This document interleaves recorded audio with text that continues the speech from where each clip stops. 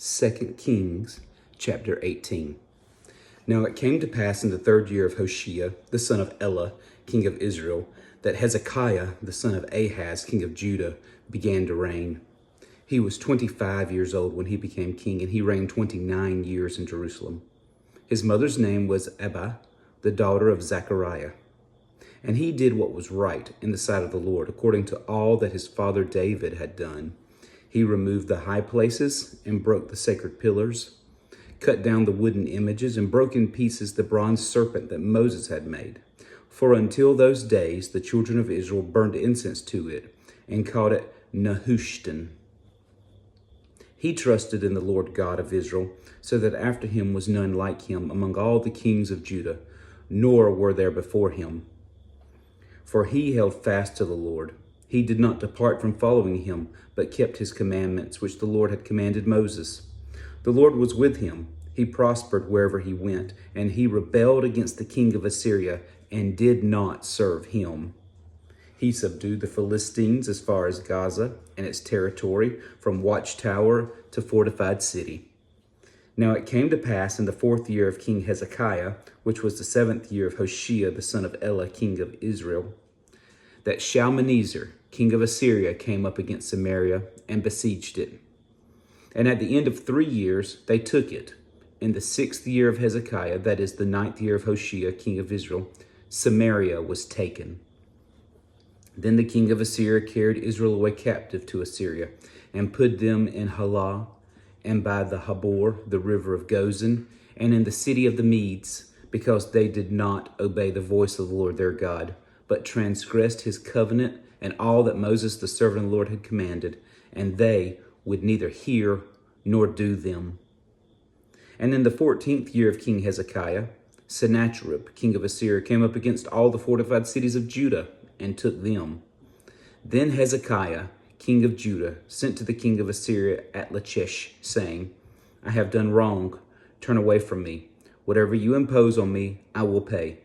And the king of Assyria assessed Hezekiah, king of Judah, 300 talents of silver and 30 talents of gold. So Hezekiah gave him all the silver that was found in the house of the Lord and in the treasuries of the king's house. At that time, Hezekiah stripped the gold from the doors of the temple of the Lord and from the pillars which Hezekiah, king of Judah, had overlaid, and gave it to the king of Assyria. Then the king of Assyria sent the Tartan, the Rabsaris, and the Rabshakeh from Lachish with a great army against Jerusalem to King Hezekiah.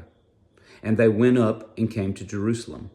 When they had come up, they went and stood by the aqueduct from the upper pool, which was on the highway to the fuller's field. And when they had called to the king, Eliakim, the son of Hilkiah, who was over the household, Shebna, the scribe, and Joah, the son of Asaph, the recorder, came out to meet them. Then the Rabshakeh said to them, Say now to Hezekiah, Thus says the great king, the king of Assyria, What confidence is this in which you trust? You speak of having plans and power for war, but they are mere words. And in whom do you trust that you rebel against me? Now look, you are trusting in the staff of this broken reed, Egypt, on which if a man leans, it will go into his hand and pierce it. So is Pharaoh, king of Egypt, to all who trust in him. But if you say to me, We trust in the Lord our God, is it not he whose high places and whose altars Hezekiah has taken away and said to Judah and Jerusalem, You shall worship before this altar in Jerusalem. Now therefore I urge you, give a pledge to my master, the king of Assyria, and I will give you 2,000 horses if you are able to put on your part to put riders on them. How then will you repel one captain of the least of my master's servants and put your trust in Egypt for chariots and horsemen? Have I now come up without the Lord against this place to destroy it? The Lord said to me, Go up against this land and destroy it. Then Eliakim, the son of Hilkiah, Shebna, and Joah said to the Rabshakeh, Please speak to your servants in Aramaic, for we understand it, and do not speak to us in Hebrew, in the hearing of the people who are on the wall. But the Rabshakeh said to them, Has my master sent me to your master and to you to speak these words, and not to the men who sit on the wall, who will eat and drink their own waste with you? Then the Rabshakeh stood and called out with a loud voice in Hebrew, and spoke, saying, Hear the word of the great king, the king of Assyria.